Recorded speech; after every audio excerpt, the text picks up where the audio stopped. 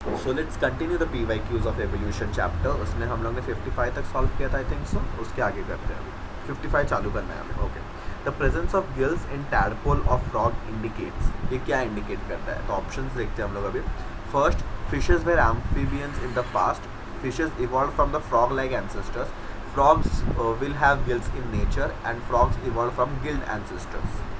तो इसका option directly आ जाएगा option number D, frogs evolve from gilled ancestor. इसका आंसर कैसे आएगा? देखो, हमें पता है कि phylogeny repeats ontogeny. Okay, phylogeny repeats ontogeny. तो इस स्टेटमेंट का मतलब क्या है? जब भी कोई ऑर्गेनिज्म अपने एम्ब्रियोनिक लाइफ में रहेगा तो एम्ब्रियोनिक लाइफ में वो कैरेक्टरिस्टिक दिखाएगा जो उसके पूर्वज के पास थे, जिससे वो डेवलप हुआ है। जो भी एंसेस्टर्स के कैरेक्टरिस्टिक वो दिखाएगा आपका embryo during the embryonic development, मतलब जेस्टेशन पीरियड के टाइम पे। तो अगर फ्रॉग्स के पास गिल्स है तो इसका मतलब क्या है कि frogs were evolve from gilled ancestors. ऐसा नहीं बोल रहा हूँ कि फिशेस से, क्योंकि हमें पता है फिश के पास गिल्स है, फिश के पास गिल्स है। तो हम ये नहीं बोल सकते frogs were evolve from directly fish, भले ही वो फिश हो या कोई और गिल्ड एंसेस्टर्स हो, उससे इवॉल्व हुआ है फ्रॉग। इसीलिए हमें उसके टैडपोल में, मतलब उसके लार्वल स्टेज एंड देखो फ्रॉग्स का किस कैसा है, लार्वल स्टेज आता है फिर एक एडल्ट स्टेज आता है ना। जैसे कि हमारे में एम्ब्रायो आता है फिर एडल्ट आता है, तो वैसे ही हो गया। तो उनके लार्वल स्टेज में अगर ये गिल्ड दिख रहा है तो इसका मतलब they have evolve from gilled ancestors. Okay, moving on to the next question. Age of fossil in the past was generally determined by radiocarbon method, and the other methods involving radiocarbon element were found in the rocks. More precise method which is used recently and led to the revision of evolutionary periods of different groups of organisms includes the देखते हैं पढ़ते study of carbohydrates and proteins in fossil नहीं, study of condition of fossils नहीं, electron spin technique and fossil of DNA, electron spin technique and fossil DNA, carbohydrate protein कुछ नहीं करता है, ये electron spin resonance technique use करते हैं। तो option number C would be the correct answer. Moving on to the next question. According to Oparin, which one of the following is not present in the primitive atmosphere of Earth? Primitive atmosphere में क्या नहीं था? Methane था, hydrogen था, oxygen नहीं था। The primitive atmosphere was reducing, पहले oxygen नहीं था, इट वाज रेड्यूसिंग नेचर का अपना एटमॉस्फेयर था, और वाटर वेपर्स तो थे। तो option number B would be the answer. Diversification in plants life appeared due to long period of evolutionary change due to abrupt mutation suddenly on Earth by seed dispersal. It appeared due to a long period of evolutionary change. Option number A, because again it is not an NCERT question, so we can neglect it. In recent years, DNA sequence nucleotide sequencing of mtDNA, mitochondrial DNA. mtDNA मतलब क्या है? Mitochondrial DNA and Y chromosome were considered for the study of human evolution because they can be studied from a sample of fossil remains. They are small, therefore can be easily studied. They are uniparental in origin and do not take part in recombination. They are structured in known as a greater in detail. देखो, mitochondrial DNA, इन लोग ने क्या बोला question में? Mitochondrial DNA और Y chromosome को अभी recently अलग अलग सेपरेटली स्टडी क्यों किया गया है for the fossil, for study of human evolution. Human evolution में इन दोनों को ही क्यों सिलेक्ट किया? इन दोनों के क्रोमोसोम को स्टडी करना, डीएनए को स्टडी करना, इन लोगों को क्यों सिलेक्ट किया? इसका सबसे बेस्ट आंसर है माइटोकॉन्ड्रियल डीएनए और वाई क्रोमोसोम दोनों ही यूनिपेरेंटल है। यूनिपेरेंटल कैसे? मैंने आपको स्पर्म सिंथेसिस के टाइम पे ही बताया था, जैसे स्पर्म फॉर्मेशन के या स्पर्म स्ट्रक्चर के वीडियो में मेरे, कि स्पर्म स्ट्रक्चर के वीडियो में मैंने बताया था कि स्पर्म का स्ट्रक्चर में क्या होता है? हेड, फिर छोटा सा नेक होता है, middle piece and the tail, और मिडल पीस में बहुत सारे माइटोकॉन्ड्रिया होते हैं। बट ड्यूरिंग फर्टिलाइजेशन एग के अंदर कितना जाता है? एग के अंदर उसका सिर्फ आगे वाला पार्ट और प्रॉक्सिमल सेंट्रियोल ही जाएगा। आपका क्रोमोसोम स्पर्म का nucleus which has 23 pairs of chromosome, haploid set of chromosome, okay, और आपका प्रॉक्सिमल सेंट्रियोल, ये दोनों पार्ट ही एग के अंदर जाएंगे, बाकी माइटोकॉन्ड्रिया और आपका टेल बाहर रुक जाता है। तो माइटोकॉन्ड्रिया जो हमारे में है, it comes from a mother, तो उसको बोलते हैं मैटरनल इनहेरिटेंस। और जो जितने भी सेंट्रियोल है हमारे में, that comes from a father, okay, तो उसको बोलते हैं पैटर्नल इनहेरिटेंस। ये पैटर्नल इनहेरिटेंस है और ये मैटरनल इनहेरिटेंस है। ये मैंने आपको बताया अपने स्पर्म स्ट्रक्चर के वीडियो में, ओके। तो इसीलिए ही, और वाई क्रोमोसोम क्यों यूनिपेरेंटल है? क्योंकि वाई क्रोमोसोम ओनली मेल्स में पाया जाता है, फीमेल्स में पाया नहीं जाएगा। तो मेल से मेल के अंदर पास होगा तो it is uniparental contribution, hence they are uniparental in origin and do not take part in recombination. This is a great answer. This is the best answer available among the options. So option number C would be the correct answer for this question. Next is, which one of the following sequences was proposed by Darwin Wallace for the organic evolution? इन लोग ने बोला what is the sequence क्या sequence में natural selection होगा। देखो सबसे पहले उन लोगों ने क्या बोला था, देखो हमारा अर्थ जैसे ही बना उसमें अनलिमिटेड रिसोर्सेज थे, अनलिमिटेड रिसोर्सेज थे for food clothing and shelter, unlimited resources थे, तभी ह्यूमन बींग समझो 2 ही थे।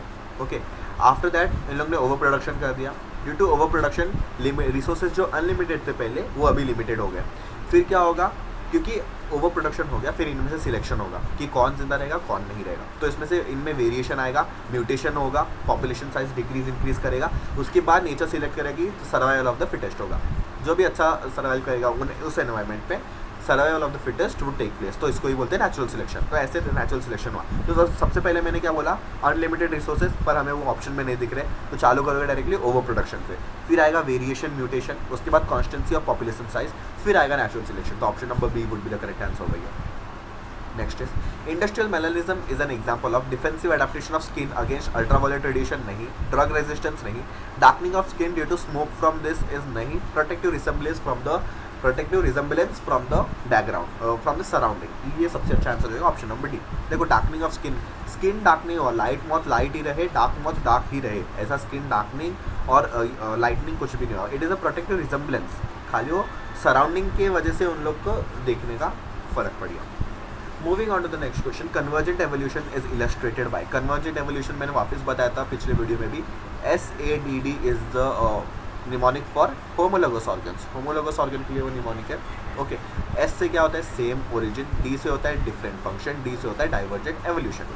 तो अभी इसका सबका ऑपोजिट हो जाएगा आपका एनालॉगस ऑर्गन। ओके, तो इसके सारे के ऑपोजिट हो जाएंगे analogous organs. Okay, analogous organs का मैंने क्या बोला था, different origin same function, different origin same function और कन्वर्जेंट एवोल्यूशन। ये होता है एनालॉगस ऑर्गन का, कन्वर्जेंट एवोल्यूशन ये होता है एनालॉगस ऑर्गन। हमें पूछा है कन्वर्जेंट एवोल्यूशन, मतलब हम एनालॉजी ढूंढना है। एनालॉजी किसके अंदर देखने मिलेगा, देखो dog fish, whale, rat, dog, bacterium, protozoan, starfish और कटल फिश।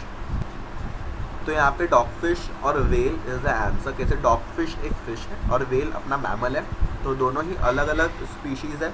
ये दोनों ही अलग अलग फाइलम से बिलोंग करते हैं। ये पाइसेस से बिलोंग करते हैं और ये मैमल है, पर दोनों ही एक ही एनवायरनमेंट में, मरीन एनवायरनमेंट में रह रहे हैं, पानी में रह रहे हैं दोनों। तो it is an example of convergent evolution. वैसे भी बहुत पुराना क्वेश्चन है ये तो। Moving on to the next question, which of the following describes correctly the homologous structure. Homologous के लिए मैंने क्या निमोनिक क्या तक बोला है, SADD, सैड या सर्ड जो भी है। Organs appearing in embryonic life, disappearing later in adult. Okay, ये निमोनिक यहाँ पे यूज़ नहीं होने वाला है, बट ऑप्शंस में बहुत सारा हम लोग नेग्लेक्ट कर सकते हैं और देखते हैं। Organs with anatomical similarity but performing different function, organs with anatomical dissimilarity but performing same function, organ that have no functions now but have important functions in the ancestors. Okay, देखते हैं वापस एक बार क्वेश्चन को options को पढ़ते हैं। Organs appearing only in embryonic stage and disappearing later in the adulthood, this is not true. Okay, फिर आपका आता है ऑर्गन्स विथ एनाटॉमिकल डिसिमिलरिटी, और हमें होमोलोगस के लिए क्या डेफिनेशन देना है, सेम ओरिजिन, तो एनाटॉमिकल सिमिलरिटी रहना चाहिए, तो ऑप्शन नंबर ये भी हट गया। Okay, organ with anatomical similarity मतलब same origin but performing different function, yes ये अच्छे से डिस्क्राइब करता है। तो 63 का option number B would be the correct answer. Okay, Darwin in its natural selection theory did not believe in any role of which one of the following in organic evolution। देखो किसका role उसने नहीं माना, survival of the fittest तो उसका main motto था, parasites and predators as natural enemies, discontinuous variation, struggle for existence. तो यहाँ पे डार्विन ने जो नेचुरल सिलेक्शन का थियरी दिया है उसमें उसने डिसकंटिन्यूअस या कुछ भी वेरिएशन या म्यूटेशन के बारे में कुछ नहीं बोला, तो उसने सिर्फ बोला था कि ओवर क्राउडेशन होगा, ओवर प्रोडक्शन होगा, उसकी वजह से उनके बीच में रिसोर्सेज के लिए मारामारी होगा, फिर रिसोर्सेज के मारामारी में जो जीतेगा वो बचेगा, तो सर्वाइवल ऑफ द फिटेस्ट होगा। तो स्ट्रगल फॉर एग्जिस्टेंस होगा, प्रेडेटर प्रेडेशन होगा, predator predation theory, predator predation भी ऐसे ही होगा क्योंकि survival of the fittest, struggle for existence तो है ही। तो moving on to the next question क्या बोल रहा है, which one of the following are homologous organs. Homologous organs कौन से हैं, देखो बर्ड्स और लोकस्ट। लोकस्ट एक इंसेक्ट है, बर्ड्स एव्स है, दोनों फाइला अलग अलग है, दोनों एडवांस लेवल, बर्ड एक एडवांस लेवल पे है और लोकस्ट आपका अर्थ्रोपोड लेवल पे है, तो दोनों का अलग अलग फाइला है in the process of evolution, तो दोनों के विंग्स का स्ट्रक्चर सेम नहीं रहेगा। स्पैरो और पेक्टोरल फिन्स ऑफ फिश ये दोनों का स्ट्रक्चर सेम है। बर्ड और बटरफ्लाई का नहीं होगा क्योंकि ये अगेन ये अर्थ्रोपोडा इंसेक्ट का है, बैट इज मैमल, तो ये दोनों का भी नहीं होगा। फ्रॉग और कॉकरोच भी नहीं कंपेयर कर सकते क्योंकि फाइलर डिफरेंस बहुत ज़्यादा है, तो option number B would be the correct answer for the question. Okay, moving on to the next question is there is no life on moon due to the absence of water. देखो हमें पता है कि हमारे अर्थ में भी life सबसे पहले वाटर में चालू हुआ था, तो वाटर मून में नहीं है, इसीलिए मून में लाइफ नहीं है. तो option number B would be the correct answer. Sequence of which of the following is used for to know the phylogeny. Again बहुत पुराना क्वेश्चन है, but we use RRNA technique. RRNA क्या है? Ribosomal RRNA. Ribosomal RNA उसको use करके हम लोग phylogeny में सीक्वेंसिंग करते हैं. नेक्स्ट क्वेश्चन है some of the bacteria are able to grow in streptomycin containing medium due to natural selection, induced mutation, reproductive isolation, genetic drift. It is due to natural selection. Natural selection कैसे बताया था मैंने? एंथ्रोपोजी के action से वैसे ही होता है. देखो स्ट्रेप्टोमाइसिन, कोई बैक्टीरिया के अंदर स्ट्रेप्टोमाइसिन रेजिस्टेंस होगा. स्ट्रेप्टोमाइसिन को मैं STP लिख देता हूँ, STP resistance.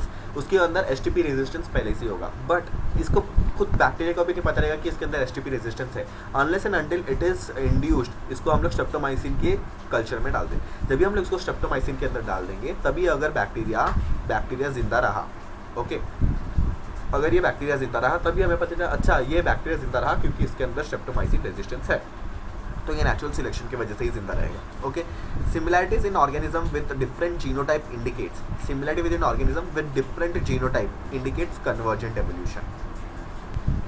Now, Darwin's theory of pangenesis shows similarity with the theory of inheritance of acquired characteristics. Then what shall be correct according to it? Darwin's theory of pangenesis shows similarity with acquired inheritance. Useful organs become strong and developed while useless organs become extinct. These organs will help in survival, struggle and survival. देखते options पढ़ लो पहले. Size of organ increases with aging. Development of organs is due to willpower. There should be come physical basis of inheritance. ये सब सारे के सारे बहुत गलत है. ओके, देखो इन लोग ने क्या बोला है क्वेश्चन में. एक्चुअली पैनजेनेसिस और एक्वायर्ड इनहेरिटेंस हम लोग अभी एक्सेप्ट करते नहीं है, बट इन लोग ने क्वेश्चन पूछ लिया तो हमें कुछ बताना पड़ेगा. इन लोग ने बोला पैनजेनेसिस और इनहेरिटेंस ऑफ एक्वायर्ड कैरेक्टरिस्टिक में कुछ तो सिमिलरिटी है. वो क्या है? पैनजेनेसिस क्या बोलता है कि पैनजेनेसिस का मतलब है पैनस्पर्मिया. पैनजेनेसिस पैनस्पर्मिया क्या बोल रहा है? मतलब कोई कुछ मॉलिक्यूल्स बाहर से उड़ के आ गए, प्रोटोबायंट्स बाहर से स्पेस से उड़ के आ गए और यहाँ पे आके अपना लाइफ क्रिएट हो गया ऑन अर्थ. और एक्वायर्ड कैरेक्टरिस्टिक्स क्या बोल रहा है? एक्वायर्ड कैरेक्टरिस्टिक्स बोल रहा है जो भी हो, फिजिकल हो, आपका फिजिकल समझो आपने बॉडी बिल्ड कर दिया तो आपका बच्चा भी बॉडी बिल्डर निकलेगा फ्रॉम बर्थ. ऐसा एक्वायर्ड कैरेक्टरिस्टिक्स का इनहेरिटेंस ऑफ एक्वायर्ड कैरेक्टरिस्टिक्स का मतलब ये है, सिमिलरिटी है. तो इन लोग क्या बोले, दोनों मिलके क्या बोल रहे हैं कि there should be some physical basis for inheritance. कुछ तो कुछ फिजिकल बेसिस होना चाहिए. पैनस्पर्मिया में बोल रहे कुछ फिजिकल चीज़ उड़ के बाहर से आई स्पेस से और हमारे अर्थ में आके गिरी, तभी जाके हमारे यहाँ पे लाइफ क्रिएट हुआ. और एक्वायर्ड कैरेक्टरिस्टिक्स का इनहेरिटेंस ऑफ एक्वायर्ड कैरेक्टरिस्टिक्स मतलब जिराफ वाला क्या बोल रहे हैं उन लोग क्या बोल रहे हैं कि अगर मैंने अपना हाइट इंक्रीज कर दिया बाय समहाउ फिजिकल ट्रेनिंग कुछ भी करके मैंने हाइट इंक्रीज कर दिया तो मेरे सारे जनरेशन आने वाले हाइट इंक्रीज वाले मतलब इंक्रीज हाइट वाले ही रहेंगे. तो ऐसा कुछ तो होना चाहिए जो फिजिकल बेसिस पे जा रहा है. ओके, ऐसा कुछ तो होना चाहिए जो फिजिकल बेसिस पे एक जनरेशन से सेकंड जनरेशन पास हो है. तो option number D would be the correct answer for this question. Okay, भले ही दोनों थियोरी वैलिड नहीं है, पैनस्पर्मिया थियोरी, पैनजेनेसिस और इनहेरिटेंस ऑफ एक्वायर्ड कैरेक्टरिस्टिक दोनों ही वैलिड नहीं है, फिर भी for the sake of the question you have to answer the question like there should be some physical basis for the inheritance. Okay, moving on to the next question. Occurrence of endemic species in South America and Australia is due to these species have been extinct from the other regions, continental separation, there is no terrestrial route to these places, retrogressive evolution. क्या हुआ? इन लोगों ने क्या बोला? Occurrence of endemic species. Endemic species का मतलब क्या है? एंडेमिक स्पीशीज ऐसे स्पीशीज होते हैं जो एक ही जगह पे पाए जाएंगे. ओके, ऐसे स्पीशीज जो एक ही जगह पे पाए जाएंगे. समझो एक घाट के ऊपर में एक प्राणी पाया जा रहा है और वो पूरे वर्ल्ड में घाट के ऊपर के सिवा और पूरे वर्ल्ड में किधर भी वो नहीं पाया जाएगा. ओके, तो ऐसे स्पीशीज़ को बोलते हैं एंडेमिक. कोई भी हो, अगर आपको महाराष्ट्र में वो बर्ड मिल रहा है तो वो बर्ड सिर्फ महाराष्ट्र में मिलना चाहिए, पूरे वर्ल्ड में कहीं नहीं मिलेगा. तो हम लोग बोलेंगे that bird is an endemic species of Maharashtra. तो इन लोग क्या बोल रहे हैं? Endemic species in south America and Australia. क्यों हुआ? क्योंकि कॉन्टिनेंटल सेपरेशन हो गया. ओके, इसलिए प्लेसेंटल मैमल्स बोलते हैं. एक स्टेटमेंट आपने कहीं पढ़ा रहेगा. तो placental mammals are deprived of the competition से बच गए प्लेसेंटल मैमल से. कौन? Marsupial mammals. Okay, marsupial mammals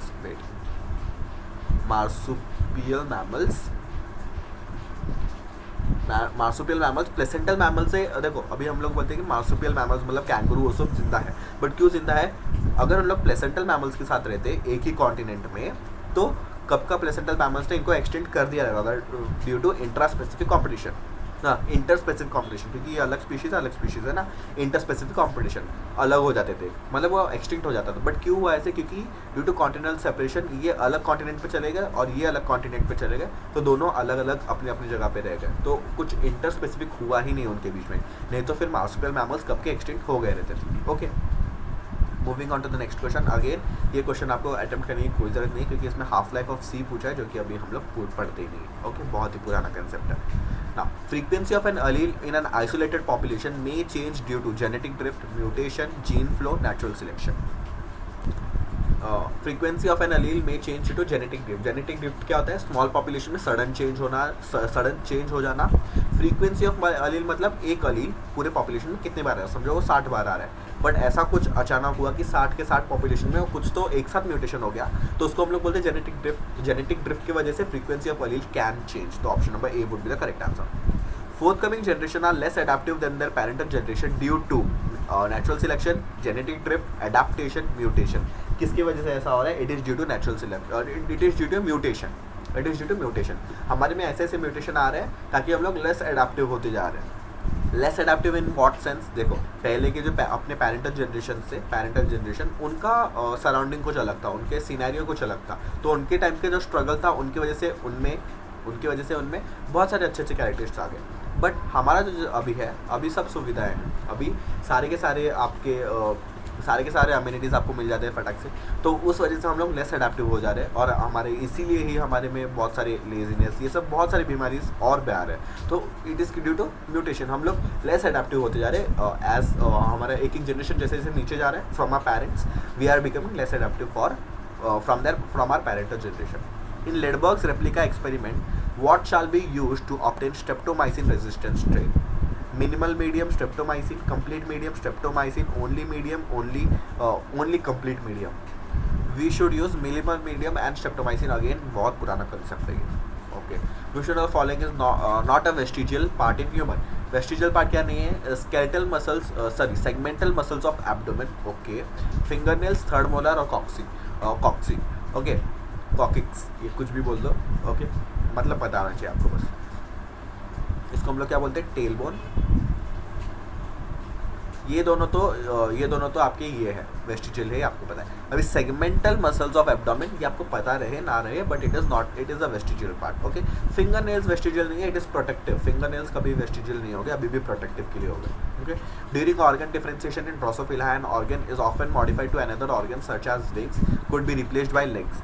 Genes responsible for such metamorphosis are called, again out of NCERT question, not for अभी 2024-2025 के लिए आप नहीं पढ़ सकते हो। Okay, Darwin's fringes provide an excellent evidence in favor of evolution. This evidence comes from the field of Darwin's fringes provide an excellent evidence in the favor of evolution.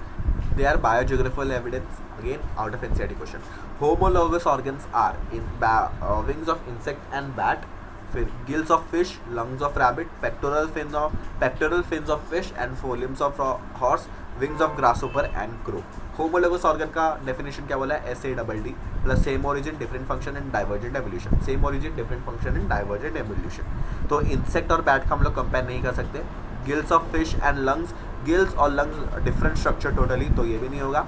Pectoral fins of fish and forelimb of horse देखते हैं। Wings of grasshopper and crow, again they are बहुत दूर है, तो option number C would be the correct answer. Pectoral fins, देखो dorsal fin बोलते हैं तो नहीं होता था, बट पेक्टोरल फिन और फोरलिम्ब सेम है। डॉर्सल फिन क्या होता है? ये आपका फिश है, तो इसके पीछे का ये रहेगा, ये डॉर्सल फिन है। ओके, और आपके जो साइड्स में रहता है ये हो गया आपका पेक्टोरल फिन। ये आपको पता रहना तो अच्छा है थोड़ा सा। Okay, moving on to the next question. Phenomena of industrial melanism demonstrate natural selection, बहुत बार कर चुके हैं अभी तक हम। Okay, life cannot originate from inorganic materials at present because of a very high amount of oxygen in the atmosphere, very low amount of atmospheric temperature, absence of raw material, high degree of environmental pollution। देखो pollution का कुछ लेना देना है नहीं इसमें, सबसे best answer हो जाएगा हाई लेवल ऑफ ऑक्सीजन। पहले का एनवायरनमेंट रिड्यूसिंग था, लैक ऑफ ऑक्सीजन। अभी के एनवायरनमेंट में ऑक्सीजनिक एनवायरनमेंट है, बहुत सारा ऑक्सीजन है, इसीलिए हम अभी इनऑर्गेनिक मटेरियल से लाइफ जनरेट नहीं कर सकते। उसके लिए हमें अलग सेटअप करना पड़ेगा, जैसे मिलर ने किया था, जैसे कि मिलर ने अलग अपैरेटस किया था, वो करना पड़ेगा। Okay, diversity in the type of beaks of finches adapted to different feeding habits on Galapagos Islands observed by Darwin is provides the evidence for वो पहले एक ही स्पीशीज से बने थे क्या? यस। तो उनके बीच में क्या हुआ? इंट्रा स्पेसिफिक हुआ क्या इंटर स्पेसिफिक हुआ? देखो, इंट्रा स्पेसिफिक वेरिएशन नहीं हुआ। किसकी वजह से उन लोग का फिंचेस चेंज हुआ? It is due to intra specific competition. Intra और इंटर में मैंने आपको फर्क बताया था। इंट्रा स्पेसिफिक का मतलब क्या होता है और इंटर स्पेसिफिक का मतलब क्या होता है? Okay, intra specific is intra मतलब एक ही स्पीशीज के दो मेंबर्स के ग्रुप का, और इंटर स्पेसिफिक मतलब दो स्पीशीज के ग्रुप, दो अलग अलग स्पीशीज के बीच में इंट्रैक्शन। सो इस क्वेश्चन में हमें क्या बोला गया? डार्विन्स फिंचेस मतलब एक ही स्पीशीज से उन लोग वेरियस स्पीशीज बन गए, तो इनमें क्या हुआ? इंट्रा स्पेसिफिक कॉम्पिटिशन, मतलब स्पीशीज के मेंबर्स में ही आपस में कॉम्पिटिशन होना, तो इंट्रा स्पेसिफिक कॉम्पिटिशन होगा। तो option number B would be the correct answer for this one question. Okay, moving on to the next. Which one of the following includes all homologous organs? Homologous organs का एक ही definition है SADD, मतलब same origin different function divergent evolution. Wings of butterfly, wings of bird and wings of bat. देखो, butterfly, bird और bat का तो हम लोग होमोलॉजी मान सकते हैं, बट बटरफ्लाई का विंग और बर्ड का विंग दोनों एनाटॉमिकली सेम नहीं है, तो ऑप्शन नंबर ए चला जाएगा। Four limb of frog, wing of bird and four limb of rabbit. Thoracic leg of cockroach, hind leg of frog and four leg of rabbit. Wing of bird, wing of bat and wing of flying लेजर्ड। ये तीनों same origin different function divergent evolution इस condition को satisfy करे, तो option number D would be the correct answer over here. इस question को वापस देखते, देखो इसमें बोला कि it's four limb of frog, wing of bird and four limb of rabbit. तीनों एडवांस फाइला के हैं, फ्रॉग, रैबिट और बर्ड तीनों ही एडवांस फाइला के। यहाँ पे विंग ऑफ बर्ड, बैट ये तो चलेगा, बट फ्लाइंग लिजर्ड ये अलग कैटेगरी का आ जाता है। Flying lizard is of reptiles और उसके विंग्स अलग रह जाते हैं, तो option number B would be the most suitable answer rather than D. Okay, next question क्या बोल रहे हैं यहाँ पे? Kind of evolution in which two species of different genealogy come to resemblance of one another is termed as convergent evolution. Option number B. Identify the correct sequence in which the following substances have been appeared during the course of evolution of life on Earth. तो इसका option क्या है? Glucose, amino acid, nucleic acid, proteins. Ammonia, amino acid, protein, nucleic acid. Water, amino acid, nucleic acid, enzymes. Amino acid, ammonia, phosphates and nucleic acid. देखो, हमें पता है Yuri Miller experiment में क्या डिस्कवर हुआ था? यूरी मिलर ने उसने बोला था कि पहले के 4 बेसिक कंपाउंड्स क्या है? Methane, hydrogen, ammonia in the ratio of 1:3:2। Okay, ये 1:2:1 के रेशियो में इन लोगों ने यूज़ किया था। अभी ये रेशियो पूछा नहीं जाता फिर भी, तो अमोनिया सबसे पहले आया, तो अमोनिया सबसे पहले आना चाहिए। फिर हमें पता है यूरी मिलर एक्सपेरिमेंट के बाद हमें मिला अमाइनो एसिड्स, अमाइनो एसिड से बनता है प्रोटीन, प्रोटीन से फिर न्यूक्लिक एसिड, ऐसे कर करके तो क्या सीक्वेंस में आया? Ammonia, amino acid, protein, nucleic acid, इस सीक्वेंस में। Okay, next is which one of the following set includes only vestigial structures of man? Body hair, फिर auricular process, coccyx and patella. Patella is not a vestigial organ, तो option number A cut हो गया।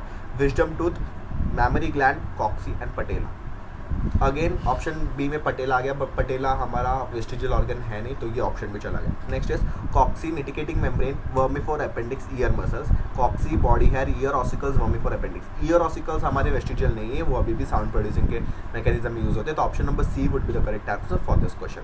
उसमें क्या क्या है? Coccyx, nictitating membrane, vermiform appendix, ear muscles. Ear muscles क्यों? क्योंकि हम लोग अपने ईयर्स को अपने बिल के हिसाब से मूव नहीं कर सकते। ओके, ये प्रिमिटिव और एनिमल्स में पाया जाता है मोस्टली, हमारे में ear muscles are vestigial. Okay, तो यहाँ तक हम लोग देखते हैं, बाकी देखेंगे नेक्स्ट वीडियो।